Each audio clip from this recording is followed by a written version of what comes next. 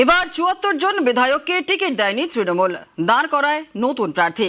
আর যাদের মধ্যে বেশিরভাগই হারলেন, জিতল বিজেপি। ভোট ঘোষণার পরেই প্রার্থী তালিকা ঘোষণা করে তৃণমূল।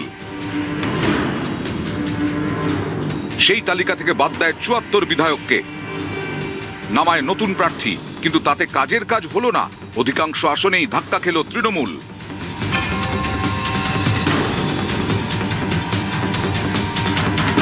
নাম বাদ পড়া বিধায়কদের মধ্যে অন্যতম হুগলির চুঁচুড়ার অসিত মজুমদার।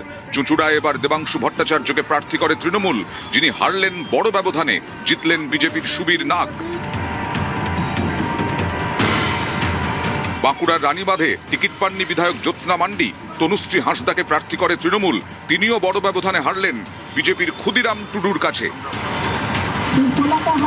মালদার মানিকচকের বিধায়ক ছিলেন সাবিত্রী মিত্র, তাকে এবার টিকিট দেয়নি তৃণমূল, সেই আসনেও ফুটল পদ্ম।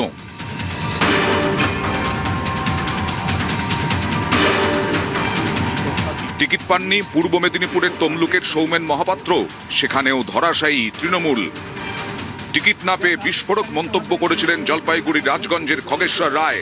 ওই কেন্দ্রে অ্যাথলিট স্বপ্না বর্মনকে টিকিট দেয় তৃণমূল, সেখানেও ধরাশায়ী জোড়াফুল শিবির।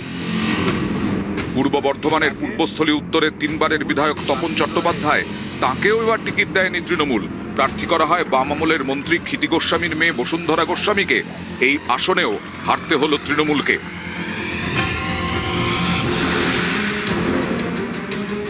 পূর্ব মেদিনীপুরের পাঁশকুড়া পূর্ব, এখানে মন্ত্রী বিপ্লব রায়চৌধুরীকে টিকিট দেয়নি তৃণমূল, তার বদলে অসীম কুমার মাঝিকে টিকিট দেয়, সেখানেও আশা ভঙ্গ, বড় মার্জিনে হার তৃণমূলের। উত্তর ২৪ পরগনার নোয়াপাড়ায় মঞ্জু বসুকে টিকিট দেয়নি তৃণমূল, এই কেন্দ্রে বিজেপির অর্জুন সিং এর কাছে হারতে হলো তৃণাঙ্কুরকে। পানিহাটিতেও বিজেপির রত্না দেবনাথ হারিয়ে দিলেন নির্মল ঘোষের ছেলে তীর্থঙ্কর ঘোষকে।